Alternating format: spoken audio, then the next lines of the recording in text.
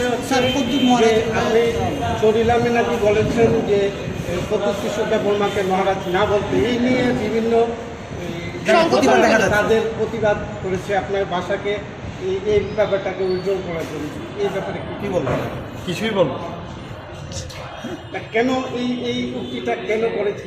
এটা তো আমাদের ইন্টারনাল বিষয়, আমাদের ঘরের ভিতরে অনেক কিছু হয়, আমাদের অনেক কিছু কথা হয়, সেগুলো তো বাইরে না যাওয়াটাই উচিত, ঠিক না? এটা তো একটা কার্যকারী বৈঠক, পার্টির মিটিং, এখান থেকে যদি আমি বলেও থাকি সেটা বাইরে না আসাটা উচিত। কাজে এই ধরনের উক্তি দিয়ে আবার একটা মানে জল ঘোলা করে কিছু একটা রাজনীতি করা আমার মনে হয় এটা ঠিক না। উনি বললেন যে यहाँ में कोई किसी को नाम से बुला रहा है, कोई पर्सनल अटैक हो रहा है, ये सब चीज़ नहीं होना चाहिए।